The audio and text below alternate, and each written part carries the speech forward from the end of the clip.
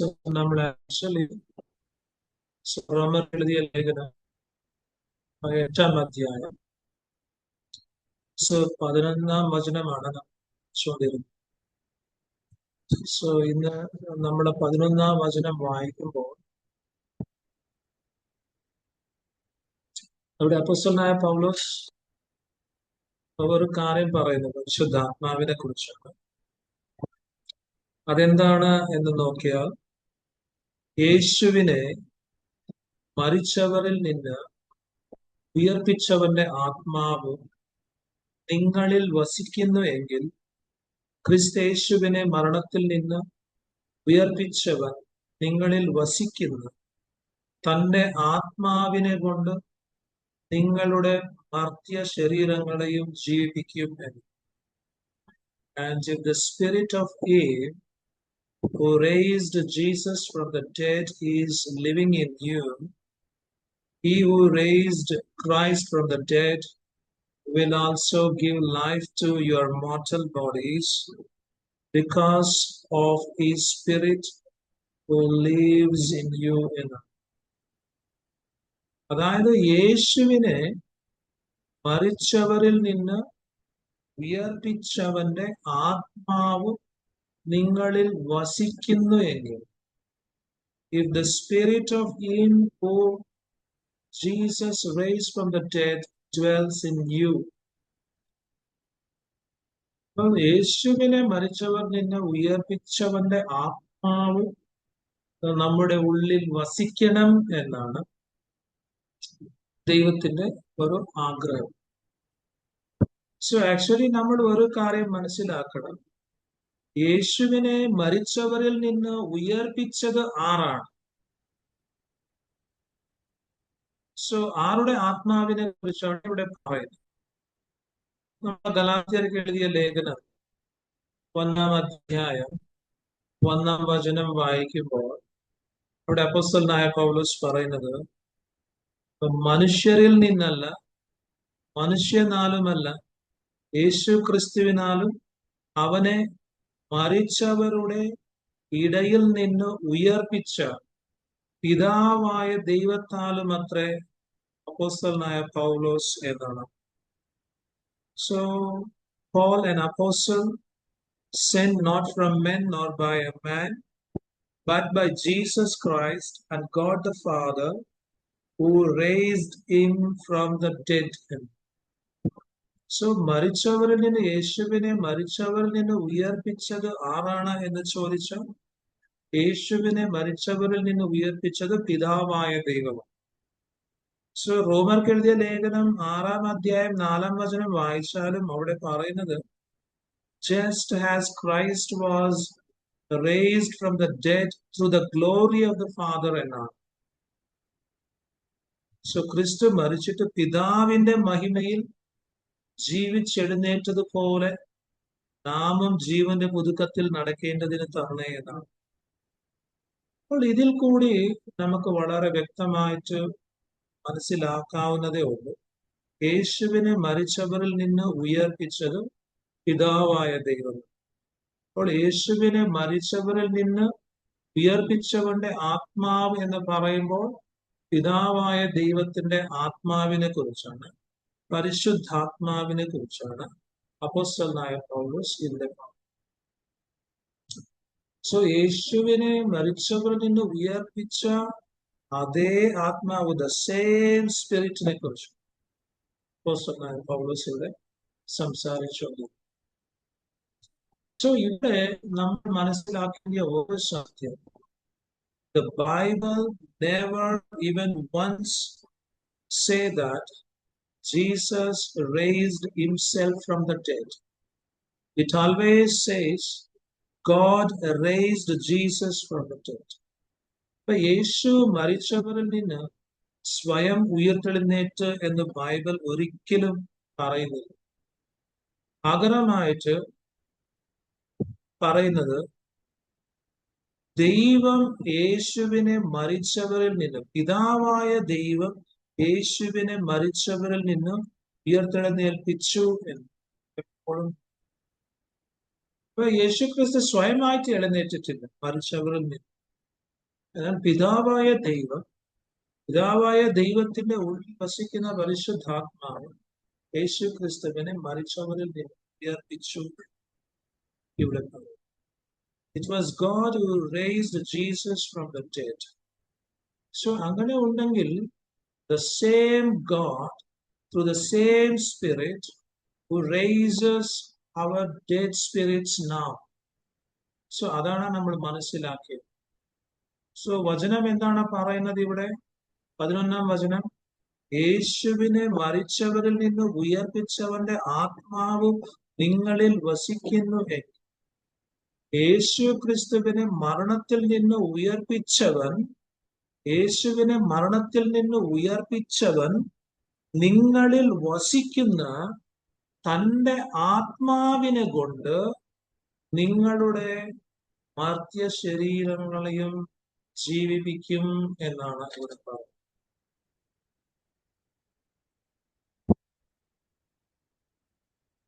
So യേശുവിനെ മരണത്തിൽ നിന്ന് ഉയർപ്പിച്ചവൻ ആരാണ്? പിതാവായ ദൈവം. ആ പിതാവായ ദൈവം നിങ്ങളിൽ വസിക്കുന്നു, നിങ്ങളുടെ ഉള്ളിൽ വസിക്കുന്നു. തന്റെ ആത്മാവിനെ കൊണ്ട്, തന്റെ പരിശുദ്ധാത്മാവിനെ കൊണ്ട് നിങ്ങളെയും ജീവിപ്പിക്കും എന്നാണ് ഇവിടെ. സോ മരിച്ചവരിൽ നിന്ന് യേശു ക്രിസ്തുവിനെ ഉയർപ്പിച്ച അതേ ആത്മാവ്, അതേ പിതാവായ ദൈവം. ആ പിതാവായ ദൈവം തന്റെ ആത്മാവിലൂടെ മരിച്ചു കിടന്ന നമ്മുടെ ആത്മാക്കളെ ആദ്യമായിട്ട് ഉയർപ്പിച്ചു എന്നാണ്. ആരെല്ലാം യേശുവിനെ രക്ഷിതാവായി സ്വീകരിക്കുന്നുണ്ടോ, ആരെല്ലാം യേശുവിൽ വിശ്വസിക്കുന്നുണ്ടോ, അവരുടെ ആത്മാക്കളെ ഉയർപ്പിക്കും, ഇല്ലെങ്കിൽ ജീവിപ്പിക്കും എന്നാണ് അപ്പോസ്തലനായ പൗലോസ് പറഞ്ഞു. അതായത് it is exactly the same process when a person is born again in his spirit. So that means he is raised from the dead. അതായത് പിതാവായ ദൈവത്തിന്റെ അതേ ആത്മാവും അതേ പ്രക്രിയമാണ്, സെയിം പ്രോസസ്സാണ് നമ്മുടെ ഉള്ളിലും നമ്മുടെ ജീവിതത്തിലും നടത്തുന്നത്, ഇല്ലെങ്കിൽ നടക്കുന്നത്. ക്രിസ്തുവിന്റെ ജീവനെ ഉത്പാദിപ്പിക്കുന്ന പരിശുദ്ധാത്മാവും യേശു ക്രിസ്തുവിന്റെ ജീവനെ കൊണ്ട് എന്നെ തൊടുമ്പോൾ പാപങ്ങളാലും അതിക്രമങ്ങളാലും മരിച്ചു കിടന്ന എന്റെ ആത്മാവ് ഉയർത്തെഴുന്നേൽക്കും. കാരണം ഒരു മനുഷ്യൻ പാപം ചെയ്യുമ്പോൾ ആദ്യം മരിക്കുന്നത് അവന്റെ ആത്മാവാണ്. ആദ്യം ദൈവത്തോടുള്ള ബന്ധം നഷ്ടമാകുന്നത് അവന്റെ ആത്മാവിനോടുള്ള ബന്ധത്തിലാണ്.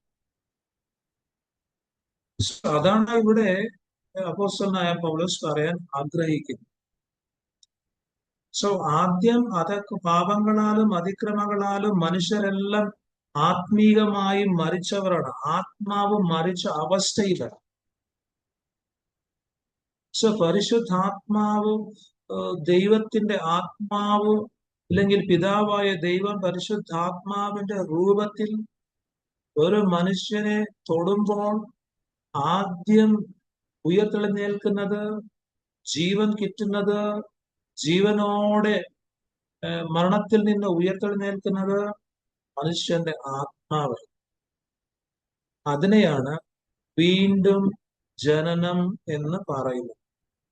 എന്താണ് വീണ്ടും ജനനം എന്ന് പറയുന്നത്?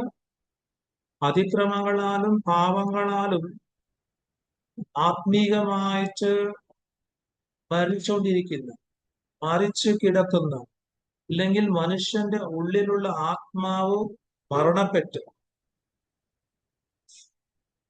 സോ ആത്മാവ് വീണ്ടും ജീവൻ പ്രാപിക്കുന്നത് എങ്ങനെയാണ് എന്ന് ചോദിച്ചാൽ, ഈ പരിശുദ്ധാത്മാവ് വന്ന് യേശു ക്രിസ്തുവിന്റെ ജീവനെ കൊണ്ട് നമ്മെ തൊടുമ്പോൾ വീണ്ടും ആ ആത്മാവിൽ ഒരു പുതുക്കം ഉണ്ടാകും, ആ മരിച്ചു കിടക്കുന്ന ആത്മാവിനെ ഉയർത്തെഴുന്നേൽപ്പിന്റെ അനുഭവം ഉണ്ടാകും. ആ ജീവൻ കൊണ്ടാണ് ഒരു വ്യക്തി വീണ്ടും ജനിക്കുന്നത്. അവനാണ് പുതിയ സൃഷ്ടി എന്ന്. അതാണ് യേശു ക്രിസ്തു യോഹന്നാൻ എഴുതിയ സുവിശേഷം 5-ാം അധ്യായം 5-ാം വചനത്തിലേക്ക് വരുമ്പോൾ യേശു ക്രിസ്തു അവിടെ പറയുന്നത് എന്താണ്? അതിന് യേശു, ആമേൻ ആമേൻ ഞാൻ നിന്നോട് പറയുന്നു, വെള്ളത്താലും ആത്മാവിനാലും ജനിച്ചില്ല എങ്കിൽ ദൈവരാജ്യത്തിൽ കടപ്പാൻ ആർക്കും കഴിയില്ല എന്നാണ് പറയുന്നത്. Jesus answered, very truly I tell you, no one can enter the kingdom of God unless they are born of water and the Spirit. So ഇത് ആൾറെഡി നമ്മുടെ ജീവിതത്തിൽ സംഭവിച്ചിട്ടുണ്ട്. വീണ്ടും ജനനം നമ്മുടെ ജീവിതത്തിൽ നടന്നിട്ടുണ്ട്. It has already taken place. So Yeshu ക്രിസ്തുവിൽ വിശ്വസിക്കുമ്പോൾ, മാനസാന്തരപ്പെടുമ്പോൾ, യേശുവിനെ സ്വന്തം രക്ഷിതമായിട്ട് സ്വീകരിക്കുമ്പോൾ, പരിശുദ്ധാത്മാവ് നമ്മളെ വീണ്ടും ജനിപ്പിക്കും. ദൈവത്തിന്റെ ജീവൻ കൊണ്ട് ക്രിസ്തുവിന്റെ ജീവനെ ഉത്പാദിപ്പിക്കും. സോ അതാണ് ഇവിടെ അപ്പോസ്തലനായ പൗലോസ് പറയുന്നത്. എന്നാൽ ഇവിടെ ഉയർത്തെഴുന്നേൽപ്പ് എന്ന് പറയുമ്പോൾ, one day he will raise our dead body. We died. So ക്രിസ്തുവിൽ വിശ്വസിച്ചുകൊണ്ടിരിക്കുന്ന നമ്മൾ ശാരീരികമായിട്ട് മരിച്ചാൽ ഒരു ദിവസം അവരുടെ മൃതദേഹങ്ങളെ യേശു ക്രിസ്തു ഉയർപ്പിക്കും. അത് ഒരു ഉയർത്തെഴുന്നേൽപ്പാണ്, അത് ഒരു റെസറക്ഷൻ. അത് എപ്പോഴാണ്? One day when Christ comes back, the man is physically alive, he will receive the glorious body. So മരിച്ചവർ ഉയർത്തെഴുന്നേൽക്കും. യേശു ക്രിസ്തു വരുമ്പോൾ ജീവനോടിരിക്കുന്നവർക്ക് എന്താ സംഭവിക്കും? അവർ മഹിമ ശരീരം ധരിക്കും.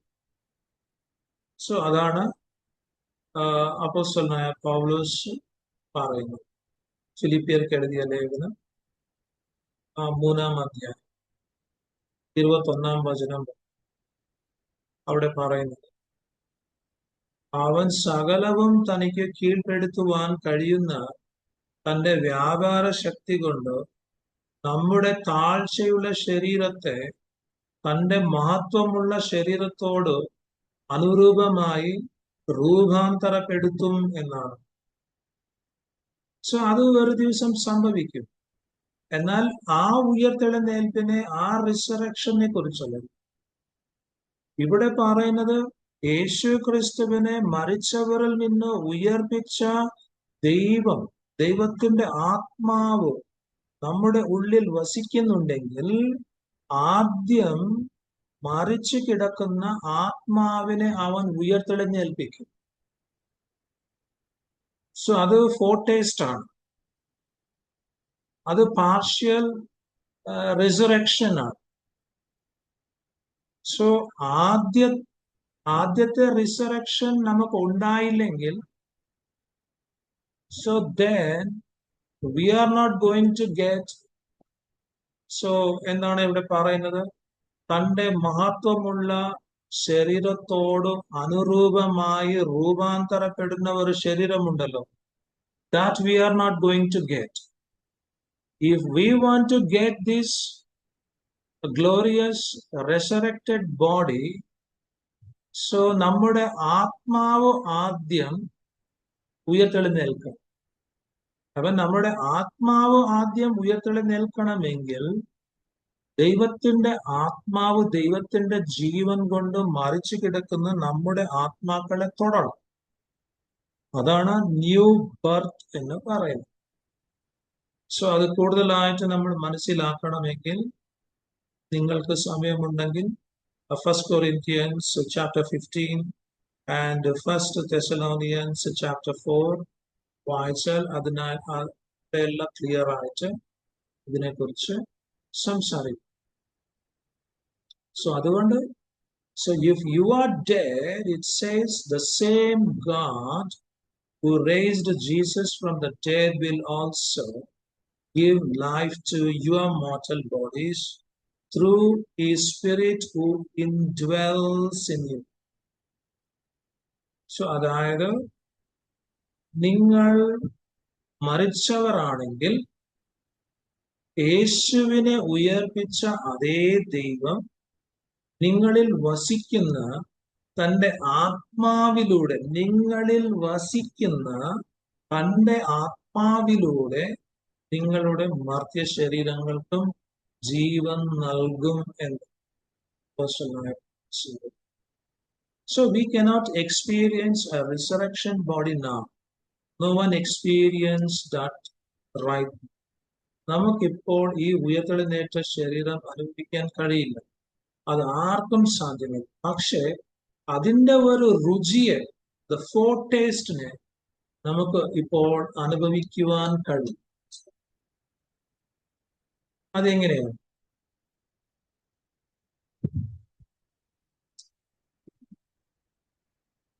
അതെങ്ങനെയാണ് ആ ഒരു റിസറക്ഷൻ, ആ ഒരു മഹിമ ശരീരം ധരിക്കുമ്പോൾ നമുക്കുണ്ടാകുന്ന ഒരു അനുഭവം നമുക്ക് ഇപ്പോൾ എങ്ങനെ ഫോർടേസ്റ്റ് ചെയ്യാൻ പറ്റും? ഒരു എക്സാമ്പിൾ ആണ്. സോ നമുക്ക് എല്ലാവർക്കും അറിയാം, ഡ്യൂറിങ് ദ വർഷിപ്പ് ടൈം, നമുക്ക് എല്ലാവർക്കും ഒരു worship time, during this time of praises, so നമ്മൾ ദൈവത്തെ ആരാധിക്കാൻ വേണ്ടി, സ്തുതിക്കാൻ വേണ്ടി നമ്മളെല്ലാവരും ഒരു സ്ഥലത്ത് കൂടി വരുമ്പോൾ, when we come together, we get a foretaste of heaven.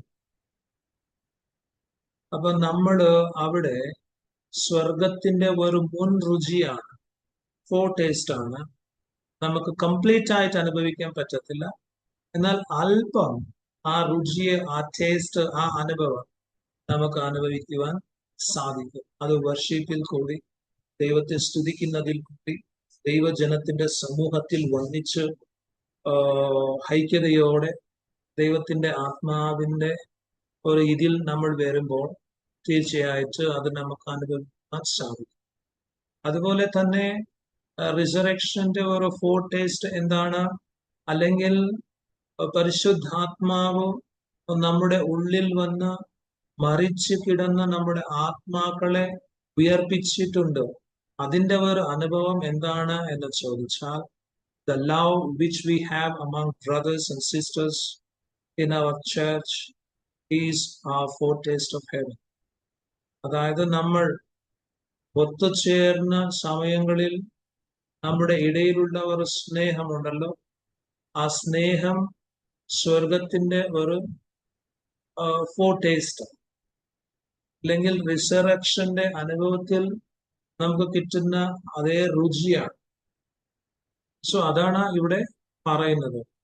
ആരെല്ലാം പുതിയതായിട്ട് ജനിച്ചിട്ടുണ്ടോ, ആരുടെ ആത്മാക്കളെ പരിശുദ്ധാത്മാവ് യേശുക്രിസ്തുവിന്റെ ജീവനാൽ ഉയർപ്പിച്ചിട്ടുണ്ടോ, അവർ ഒന്നിച്ചു കൂടുമ്പോൾ അവിടെ ആരാധനയിലും അവരുടെ സ്തുതി സ്തോത്രങ്ങളിലും ആത്മീയ ഫെലോഷിപ്പിലും കൂട്ടായ്മകളിലും ഈ ഒരു അനുഭവം അവര് രുചിച്ചെടുക്കാൻ പറ്റും, അനുഭവിക്കാൻ പറ്റും. സോ അല്ലാതെ നമ്മൾ എന്റെ ആത്മാവിനെ പരിശുദ്ധാത്മാവ് ക്രിസ്തുവിന്റെ ജീവൻ കൊണ്ട് തൊട്ടില്ലെങ്കിൽ, അങ്ങനെയുള്ള വ്യക്തി ഒരുമിച്ച് വരുമ്പോൾ അവിടെ ഇതൊന്നും അനുഭവിക്കാൻ പറ്റത്തില്ല. അവിടെ എല്ലാം വെരി കാർണലാണ്, ഒരു ജഡീകമായിട്ടുള്ള ലൗകികമായിട്ടുള്ള കാര്യങ്ങളാണ് അവിടെ നടക്കുന്നത്. അതിനെക്കുറിച്ചല്ല, is entirely different experience. So അതുകൊണ്ട് let us trust him. So ദൈവത്തിൽ നമ്മൾ വിശ്വസിക്കണം. Because God is interested in our spirit, in our soul and in our body, and the Holy Spirit wants to energize all these three parts of our being. So ദൈവം നമ്മുടെ ശരീരത്തിൽ താല്പര്യമുള്ള ദൈവമാണ്, ആത്മാവിൽ താല്പര്യമുള്ള ദൈവമാണ്, സോളിൽ താല്പര്യമുള്ള ദൈവമാണ്, പരിശുദ്ധാത്മാവിനാൽ നമ്മുടെ whole being, all these three പാർട്സിനെ ശക്തീകരിക്കുവാനും എനർജൈസ് ചെയ്യുവാനും താല്പര്യം കാണിക്കുന്ന ഒരു ദൈവമാണ്. സോ അതുകൊണ്ട് നമ്മൾ ഇവിടെ മെയിനായിട്ട് മനസ്സിലാക്കേണ്ടിയ ഒരു കാര്യം എന്താണ് എന്ന് ചോദിച്ചാൽ, യേശു ക്രിസ്തുവിനെ ഉയർത്തെഴുന്നേൽപ്പിച്ച പിതാവായ ദൈവത്തിന്റെ ആത്മാവ് എൻ്റെ ഉള്ളിലും നിങ്ങളുടെ ഉള്ളിലും വസിക്കുന്നില്ലെങ്കിൽ, ജീവനെ ഉത്പാദിപ്പിക്കുന്നില്ലെങ്കിൽ, then we are not born again people. So അതാണ് ഇമ്പോർട്ടൻ്റ് ആയിട്ടുള്ളത്. സോ അങ്ങനെയുള്ള വീണ്ടും ജനിക്കാത്ത ഒരാള് ദൈവരാജ്യത്തെ കാണുവാനും ദൈവരാജ്യത്തിൽ കടത്താനും പറ്റത്തില്ല. സോ നമ്മൾ 12-ാം വചനത്തിലേക്ക് വരും. 12-ാം വചനത്തിൽ അപ്പോസ്തലനായ പൗലോസ് പറയുന്നു,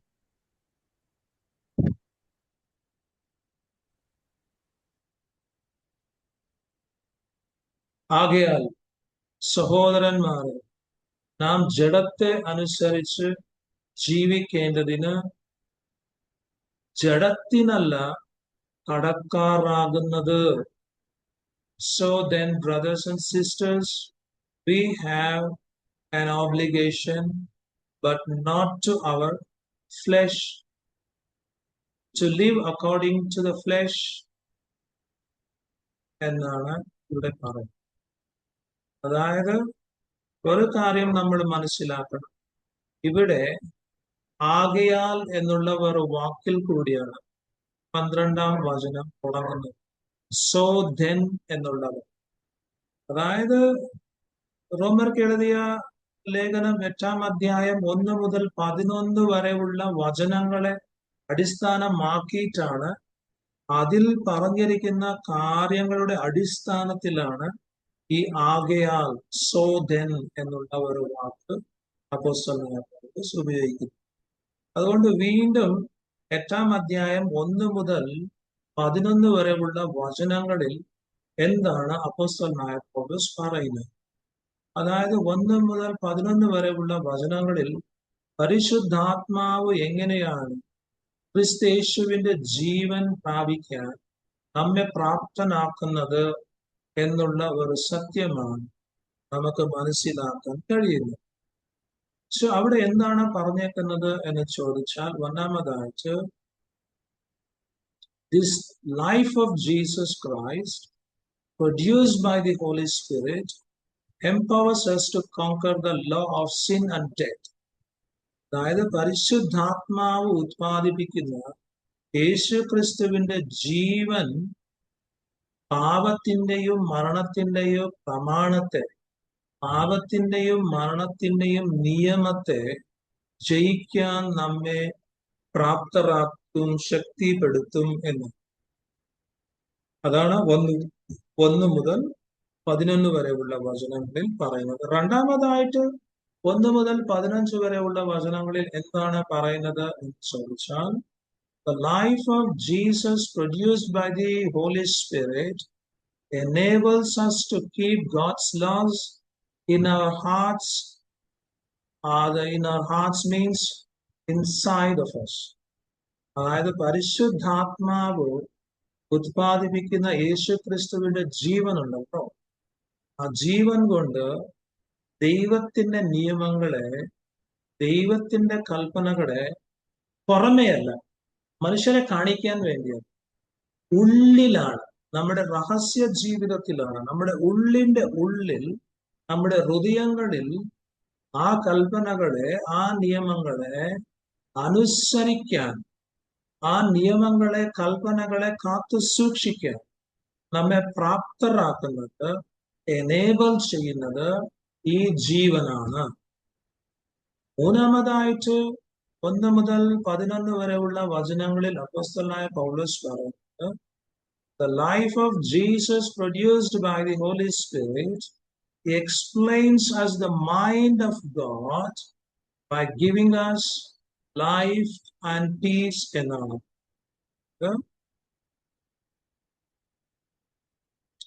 പരിശുദ്ധാത്മാവ് നമ്മുടെ ഉള്ളിൽ വരും. പരിശുദ്ധാത്മാവ് നമ്മുടെ ഉള്ളിൽ വന്നിട്ട് നമ്മുടെ ഉള്ളിൽ യേശു ക്രിസ്തുവിന്റെ ജീവനെ പരിശുദ്ധാത്മാവ് ഉത്പാദിപ്പിക്കുമ്പോൾ നമുക്ക് വിശേഷമായിട്ടുള്ള ഒരു കഴിവ് ലഭിക്കും. എന്താണ്? ദൈവത്തിന്റെ മനസ്സിനെ മനസ്സിലാക്കാനുള്ള കഴിവ്. ദൈവത്തിന്റെ ജീവൻ കൊണ്ട് ദൈവത്തിന്റെ സമാധാനം അനുഭവിക്കുവാനുള്ള കഴിവ് നമുക്ക് ലഭിക്കും എന്ന് പറയുന്നു. Next, the life of Jesus produced by the Holy Spirit leads us day by day so that we can walk in the footsteps of Jesus Christ. എന്താണ് ഈ പരിശുദ്ധാത്മാവ് ചെയ്യുന്നത്? പരിശുദ്ധാത്മാവ് യേശു ക്രിസ്തുവിന്റെ ജീവനെ എന്നിൽ ഉത്പാദിപ്പിക്കുമ്പോൾ അനുദിനവും ഓരോ ദിവസവും യേശു ക്രിസ്തുവിന്റെ പാതകളെ പിന്തുടരാൻ ആ ജീവൻ സഹായിക്കും, എന്നെ ശക്തീകരിക്കും എന്നാണ്. So the Holy Spirit makes us to live because of righteousness. നീതിയോടെ ജീവിക്കുവാൻ പരിശുദ്ധാത്മാവ് നമ്മെ പ്രേരിപ്പിക്കുന്നു. അതുകൊണ്ട് പരിശുദ്ധാത്മാവ് ഒരു വിശ്വാസിയുടെ ജീവിതത്തിൽ ക്രിസ്തുവിന്റെ ജീവനെ ഉത്പാദിപ്പിക്കുമ്പോൾ ഈ എല്ലാ അനുഗ്രഹങ്ങളും കിട്ടും എന്നാണ് അപ്പോസ്തലനായ പൗലോസ് പറയുന്നത്. ഈ അനുഗ്രഹങ്ങളുടെ അടിസ്ഥാനത്തിലാണ് 12-ാം വചനത്തിൽ പറയുന്നത്, ആകയാൽ ദൈവം പരിശുദ്ധാത്മാവിനാൽ ക്രിസ്തുവിന്റെ ജീവനിൽ കൂടി ഇത്ര അനുഗ്രഹങ്ങൾ നമുക്ക് തന്നതുകൊണ്ട് ആകയാൽ സഹോദരന്മാരെ നാം ജഡത്തെ അനുസരിച്ച് ജീവിക്കേണ്ടതിന് ജഡത്തിനല്ല കടക്കാറാകുന്നത്. എന്തുകൊണ്ട്? ഇത്ര അനുഗ്രഹങ്ങൾ തന്നതുകൊണ്ടാണ്. പിതാവായ ദൈവം തന്റെ ആത്മാവിനെ നമ്മുടെ ജീവിതത്തിൽ അയച്ചു, ക്രിസ്തുവിന്റെ ജീവനെ ഉത്പാദിപ്പിച്ചു. ഇത്രയെല്ലാ എബിലിറ്റീസും കഴിവുകളും സാമർഥ്യവും സഹായങ്ങളും തന്നത് കൊണ്ട് ഇപ്പോൾ സഹോദരന്മാരെ നാം ജഡത്തെ അനുസരിച്ച് ജീവിക്കേണ്ടതിന് ജഡത്തിന് കടക്കാറാകുന്നത് നല്ലതല്ല. So then, brothers and sisters, we have an obligation, but not to our flesh, to live according to the flesh. എന്താണ് ഇവിടെ പറയുന്നത് എന്ന് ചോദിച്ചാൽ, അതായത് ദൈവം നമുക്ക് വാഗ്ദാനം ചെയ്തിരിക്കുന്ന ഈ അത്ഭുതകരമായിട്ടുള്ള അനുഗ്രഹങ്ങളെല്ലാം പരിശുദ്ധാത്മാവിൽ കൂടി ലഭിക്കുന്ന, അല്ലെങ്കിൽ യേശു ക്രിസ്തുവിന്റെ ജീവനിൽ കൂടി ലഭിക്കുന്ന അനുഗ്രഹങ്ങളെല്ലാം നമ്മൾ നോക്കുമ്പോൾ, മനസ്സിലാക്കുമ്പോൾ, ഈ അനുഗ്രഹങ്ങളെല്ലാം നമ്മൾ കണക്കിലെടുക്കുമ്പോൾ ഒരു കാര്യം മനസ്സിലാക്കണം, we don't have any obligation to the flesh. അതാണ് ഇവിടെ പറയാൻ ഉദ്ദേശിക്കുന്നത്. അല്ലെങ്കിൽ we don't have to obey what the flesh says, what the mortal body says. ജഡം പറയുന്നത് നാം ഇനി അനുസരിക്കേണ്ടതില്ല. We don't have to live according to the flesh anymore. ഇനി നമ്മൾ ജഡത്തെ അനുസരിച്ച് ജീവിക്കേണ്ട ആവശ്യം ഇല്ല.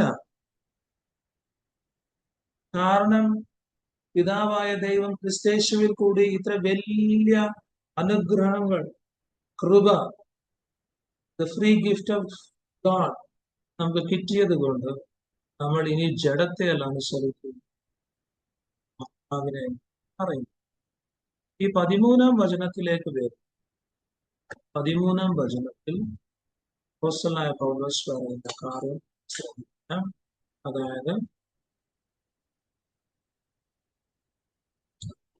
നിങ്ങൾ ജഡത്തെ അനുസരിച്ച് ജീവിക്കുന്നു എങ്കിൽ മരിക്കും നിശ്ചയം. ആത്മാവിനാൽ ശരീരത്തിന്റെ പ്രവർത്തികളെ മരിപ്പിക്കുന്നു എങ്കിലോ നിങ്ങൾ ജീവിക്കും എന്നാണ്. For if you live by its dictates, you will die. But if through the power of the Holy Spirit you put to death the deeds of your sinful nature, you will live എന്നാണ് വചനം പറയുന്നത്.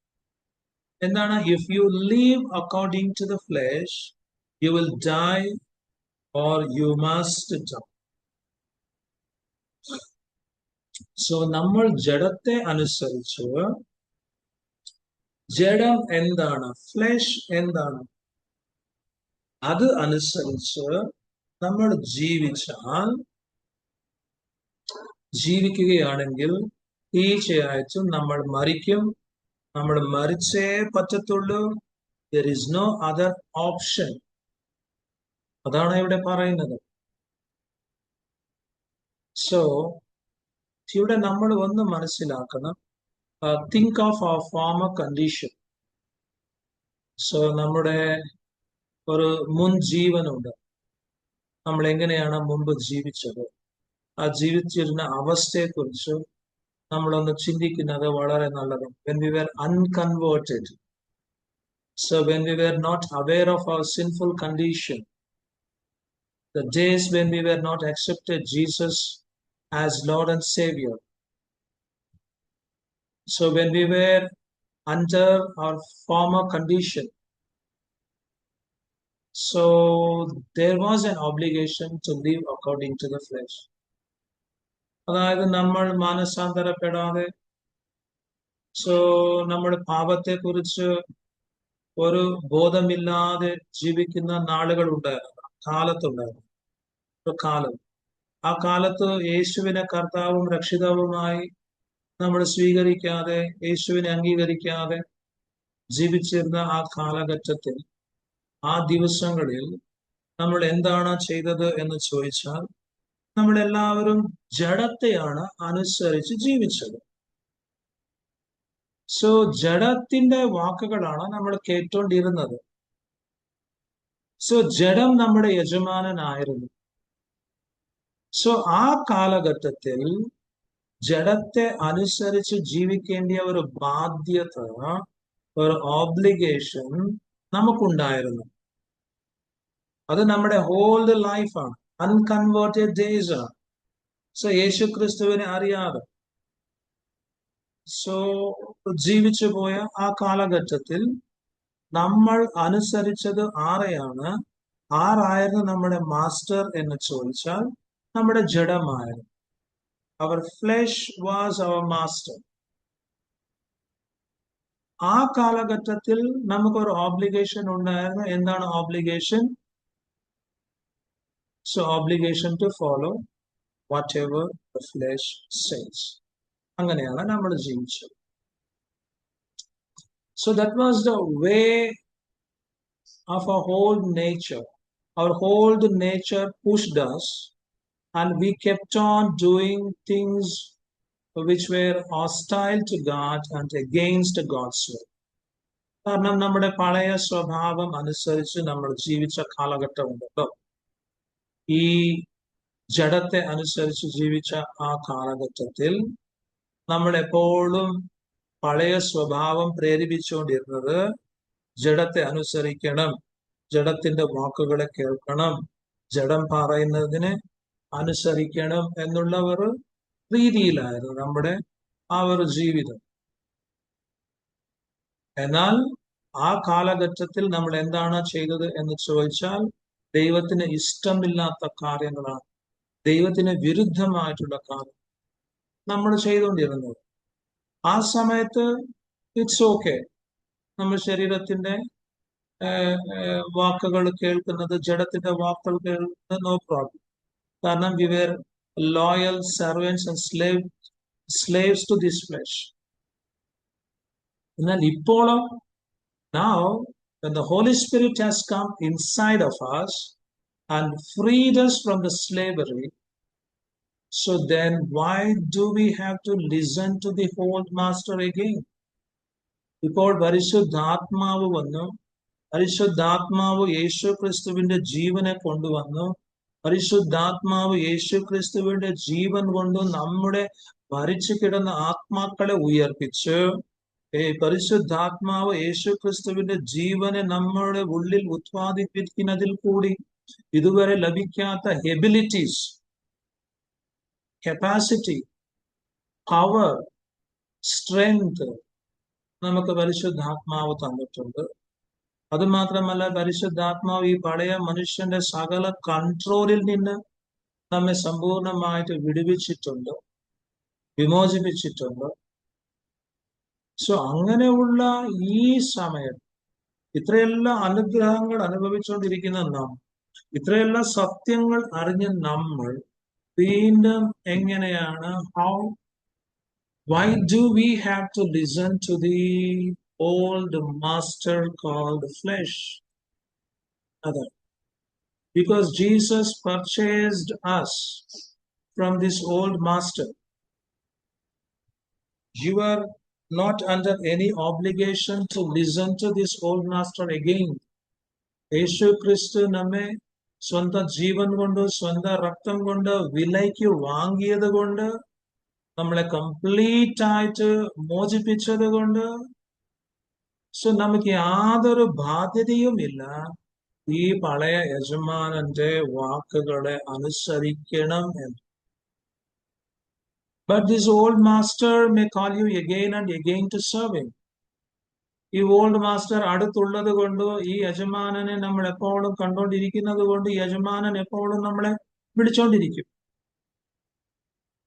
അവനെ അനുസരിച്ച് അവന്റെ കൺട്രോളിൽ ജീവിക്കാൻ വേണ്ടി. ഇത് എങ്ങനെയാണ് എന്ന് ചോദിച്ചാൽ, ഫോർ എക്സാമ്പിൾ, സോ നമ്മളെല്ലാവരും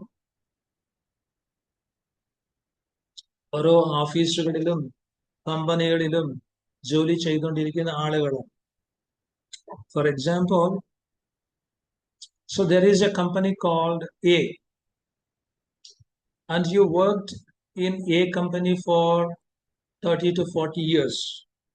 അപ്പൊ ഒരു കമ്പനി ഉണ്ട്, കമ്പനിയുടെ പേര് എ ആണ്. ആ കമ്പനിയിൽ ഞാനും നിങ്ങൾ ഒരു 30, 40, 50 വർഷമായിട്ട് ജോലി ചെയ്തുകൊണ്ടിരിക്കുന്ന ആളുകളാണ്. എന്നാൽ 30, 40, 50 വർഷം കഴിഞ്ഞ ശേഷം നമ്മൾ വേറെ ഒരു കമ്പനിയിലോട്ട് ജോയിൻ ചെയ്യും. ആ കമ്പനിയുടെ പേരാണ് ബി കമ്പനി. ബട്ട് ബി കമ്പനിയിൽ നമ്മൾ ജോലി കയറിയത് കൊണ്ട് ഇപ്പോൾ ശമ്പളം തരുന്നത്, നമ്മുടെ സകല കാര്യങ്ങളും നോക്കുന്നതെല്ലാം ബി കമ്പനിയാണ്. എ കമ്പനി സാലറി തരുന്നില്ല, എ കമ്പനിയോട് യാതൊരു ബന്ധവും ഇല്ല. So A company is no longer paying you. But one day a company master will call you to work for it. എന്നാൽ ഒരു ദിവസം വീണ്ടും ഈ പഴയ യജമാനൻ എ കമ്പനിയുടെ ബോസ് വന്നിട്ട് പറയും, നീ എനിക്ക് വേണ്ടി ജോലി ചെയ്യണം, എന്റെ കൂടെ വരണമെന്ന്. So do you listen to him? Do you have any obligation towards him? Are you under any obligation to work for him? No. നമുക്ക് യാതൊരു ബാധ്യതയുമില്ല. ആ മാസ്റ്ററിനോട് നമുക്ക് യാതൊരു ഇത് ലീഗൽ കോണ്ടാക്ട്സ് ഒന്നുമില്ല. സോ അതാണ് ഇവിടെ നമ്മൾ മനസ്സിലാക്കുക. സോ ഈ പഴയ യജമാനൻ വീണ്ടും വീണ്ടും വീണ്ടും വീണ്ടും വന്ന് നമ്മളെ വിളിച്ചുകൊണ്ടിരിക്കും. അപ്പൊ വിളിച്ചുകൊണ്ടിരിക്കുമ്പോൾ നമ്മൾ എന്തോ ചെയ്യണം? I am sorry, I am working for another master, so I have to go there എന്ന് നമ്മൾ അത് നമ്മൾ പറയുന്നില്ല. അവിടെയാണ് പ്രശ്നം വന്നുകൊണ്ടിരിക്കുന്നത്. പുതിയ യജമാനൻ നമ്മളെ സ്വന്തം ജീവൻ കൊണ്ടോ രക്തം കൊണ്ടോ നമ്മളെ വിലയ്ക്ക് വാങ്ങി, അത് നമ്മൾ വിശ്വസിക്കുന്നു. എന്നാൽ വീണ്ടും വീണ്ടും നമ്മൾ ഈ പഴയ യജമാനൻ വിളിക്കുമ്പോൾ പുതിയ യജമാനനെ വിട്ടിട്ട് പഴയ യജമാനനെ ശുശ്രൂഷിക്കാൻ നമ്മൾ പോയിക്കൊണ്ടിരിക്കും. അവിടെയാണ് പ്രശ്നം ഉണ്ടായിക്കൊണ്ടിരിക്കുന്നത്. This is exactly what Paul is saying. So അതുകൊണ്ട്, so once upon a time you had to listen because he was your master. So ഒരു കാലത്ത് നമ്മൾ കേട്ടേ മതിയാകുള്ളൂ, കാരണം അന്ന് നമ്മൾ സമ്പൂർണമായിട്ട് അവനെ കീഴ്പ്പെട്ട് ജീവിച്ചവർ. But now he is no longer your master, he was removed. You are not under any obligation. So, enal if you go back listening to your whole master, then you must die. ഇപ്പോൾ വീണ്ടും ഈ പുതിയ യജമാനന്റെ അടുക്കൽ വന്നിട്ട് പിന്നെ വീണ്ടും പഴയ യജമാനന്റെ അടുക്കൽ പോയി അവനെ ശുശ്രൂഷിച്ചാൽ അവൻ പറയുന്നത് കേട്ടാൽ then വചനം പറയുന്നത് എന്താണ്? You will die, you must die. So ഇത് നമ്മൾ എപ്പോഴും ഓർക്കണം. കാരണം ഇത് എഴുതിയേക്കുന്നത് വിശ്വാസമില്ലാത്തവർക്ക് വേണ്ടിയാണ്, ജാതികൾക്ക് വേണ്ടിയാണ്. ഇത് എഴുതിയേക്കുന്നത് വിശ്വാസികൾക്ക് വേണ്ടിയാണ്, വിശ്വാസികളെ കുറിച്ചാണ്, വിശ്വാസികളുടെ ഒരു സ്പിരിച്വൽ പോരാട്ടത്തെ കുറിച്ചാണ് അപ്പോസ്തലനായ പൗലോസ് ഇവിടെ സംസാരിച്ചുകൊണ്ടിരുന്നു. 12. സോ അതുകൊണ്ടാണ് ഇവിടെ നമ്മൾ മനസ്സിലാക്കേണ്ടത്, ഒരു വിശ്വാസി യേശുക്രിസ്തുവിൽ വിശ്വസിച്ച ഒരു വിശ്വാസി, യേശുക്രിസ്തുവിനെ രക്ഷിതമായിട്ട് സ്വീകരിച്ച ഒരു വിശ്വാസി വീണ്ടും ആത്മീകമായിട്ട് മരിക്കാൻ സാധ്യതയുണ്ടോ? Can a believer die spiritually? അതാണ് നമ്മൾ ഈ ഭാഗത്തിൽ നിന്ന് മനസ്സിലാക്കേണ്ടത്. സോ മെജോറിറ്റി ഈ വിഷയത്തെക്കുറിച്ച് ഡിസ്കസ് ചെയ്യുന്നുണ്ട്. എന്നാൽ അവരെല്ലാം പറയുന്നത് അങ്ങനെ പറ്റത്തില്ല. But when we come to God's word, we must be willing to change every opinion. ദൈവത്തിന്റെ വചനത്തിന്റെ മുൻപിൽ വരുമ്പോൾ നമ്മൾ മെജോറിറ്റി എന്താണ് പറയുന്നത്, മൈനോറിറ്റി എന്താണ് പറയുന്നത്, അതെല്ലാം നോക്കേണ്ടത് ദൈവത്തിന്റെ വചനം എന്താണ് പറയുന്നത്, അതിന്റെ അടിസ്ഥാനത്തിൽ നമ്മുടെ ഒപ്പീനിയൻസ് നമ്മൾ മാറ്റേണ്ടിയിരിക്കും. സോ ആക്ച്വലി ഇവിടെ വചനം 12 പറയുന്നത് എന്താണ് എന്ന് ചോദിച്ചാൽ, ഇല്ലെങ്കിൽ റോമർക്ക് എഴുതിയ ലേഖനം 8-ാം അധ്യായം അത് വിശ്വാസികൾക്ക് വേണ്ടിയാണോ അവിശ്വാസികൾക്ക് വേണ്ടിയാണോ എഴുതിയേക്കുന്നത് എന്ന് ചോദിച്ചാൽ എന്താ പറയും? ആക്ച്വലി റോമർക്ക് എഴുതിയ ലേഖനം 5-ാം അധ്യായം, 6-ാം അധ്യായം, 7-ാം അധ്യായം, 8-ാം അധ്യായം എല്ലാം നമ്മൾ ഇതെല്ലാം ആർക്ക് വേണ്ടിയാണ് എഴുതിയത് എന്ന് ചോദിച്ചാൽ, it was for people who are justified by faith. അപ്പൊ ആരെല്ലാം വിശ്വാസത്തിൽ കൂടി നീതീകരിക്കപ്പെട്ടിട്ടുണ്ടോ അവർക്ക് വേണ്ടി എഴുതിയിരിക്കുന്നതാണ്. സോ ഇവിടെ പറയുന്നത് ക്രിസ്ത്യാനികൾക്ക് വേണ്ടി, വിശ്വാസമുള്ളവർക്ക് വേണ്ടി, വീണ്ടും ജനിച്ചവർക്ക് വേണ്ടി എഴുതിയേക്കുന്നു.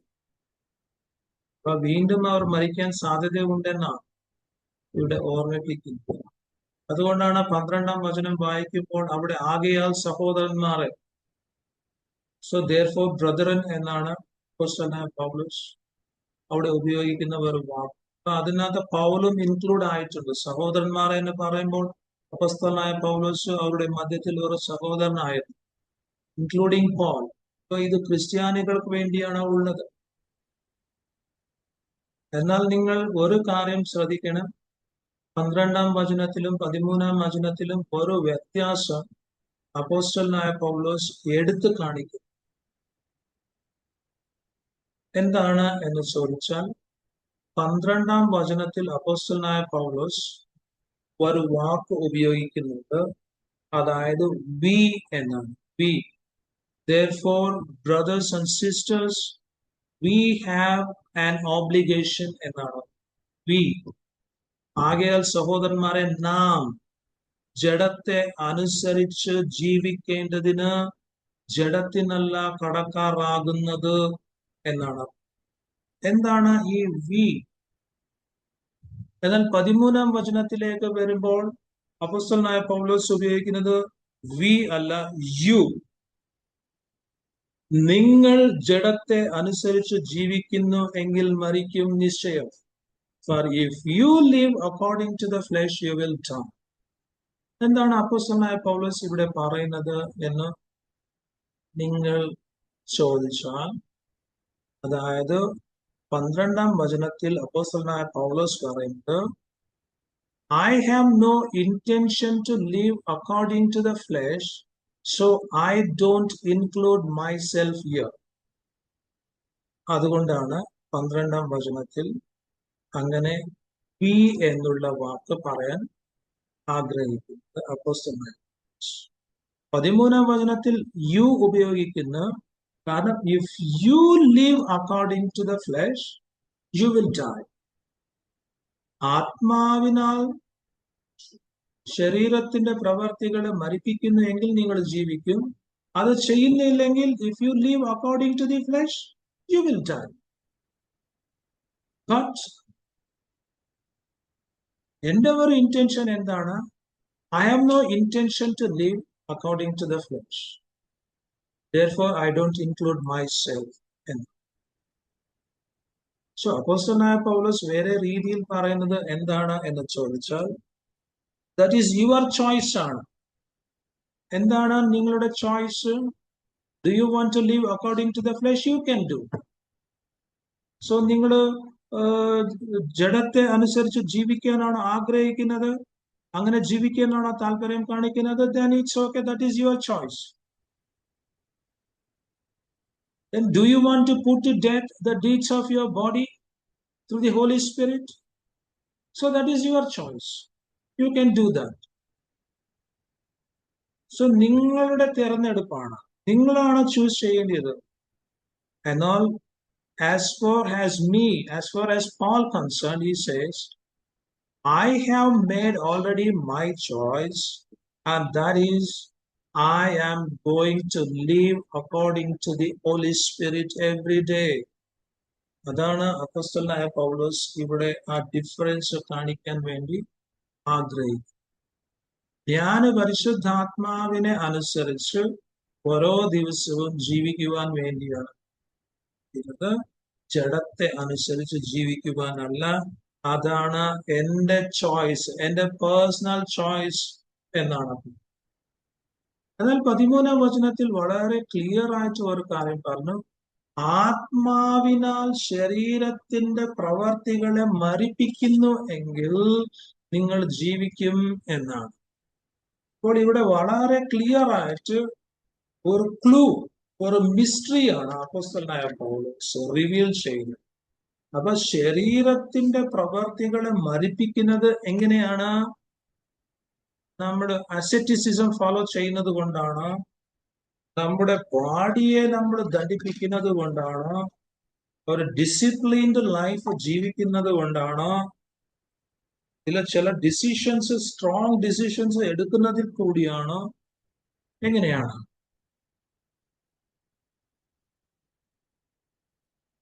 പക്ഷെ ഇവിടെ വളരെ ക്ലിയർ ആയിട്ടാണ് അപ്പോസ്തലനായ പൗലോസ് ആത്മാവിനാൽ, പരിശുദ്ധാത്മാവിനാൽ ശരീരത്തിന്റെ പ്രവർത്തികളെ നിങ്ങൾ മരിപ്പിക്കണം, അപ്പോൾ നിങ്ങൾ ജീവിക്കും എന്നാണ്.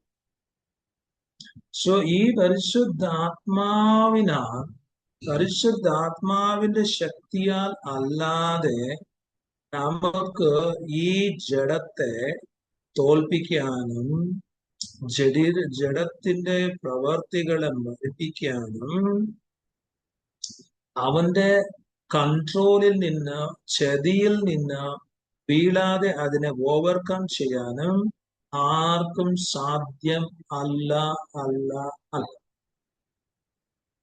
അതുകൊണ്ട് നമ്മുടെ ജീവിതത്തിൽ നമ്മുടെ ശരീരം നമ്മുടെ ആത്മീക ജീവിതത്തെ തകർക്കുന്നുണ്ടെങ്കിൽ നമ്മുടെ മൈൻഡിനെ, നമ്മൾ കഴിഞ്ഞ പ്രാവശ്യം ചിന്തിച്ചതുപോലെ, who is controlling our mind? This flesh is controlling our mind.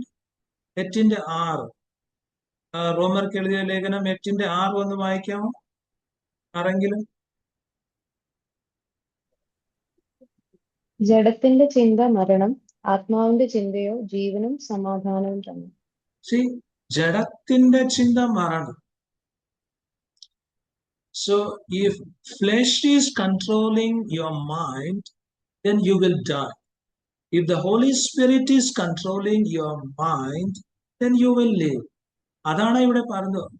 ആത്മാവിനാൽ ശരീരത്തിന്റെ പ്രവർത്തികളെ നിങ്ങൾ മരിപ്പിക്കുന്നില്ലെങ്കിൽ, പരിശുദ്ധാത്മാവും നിങ്ങളുടെ മൈൻഡിനെ കൺട്രോൾ ചെയ്തില്ലെങ്കിൽ, സോ പരിശുദ്ധാത്മാവിന്റെ ഒരു ഇൻഫ്ലുവൻസും നിങ്ങളുടെ തോട്ട് പ്രോസസ്സിൽ ഇല്ലെങ്കിൽ, then അവിടെ മരണം 101% ഉണ്ടായിരിക്കും.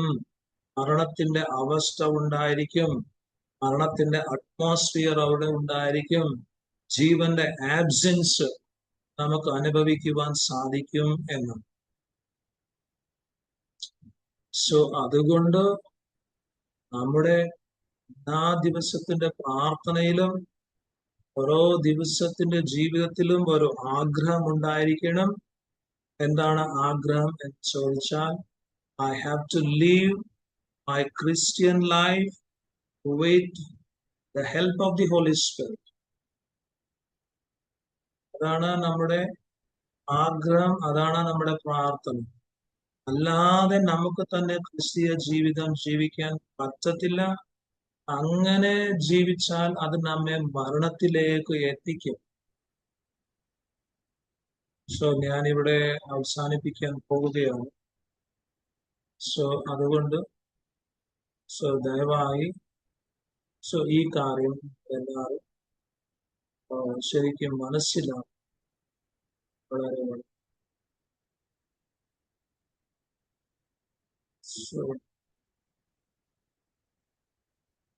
ഡൗട്ട്സ് ഉണ്ടെങ്കിൽ ഇപ്പോൾ ചോദിക്കാവുന്നതും.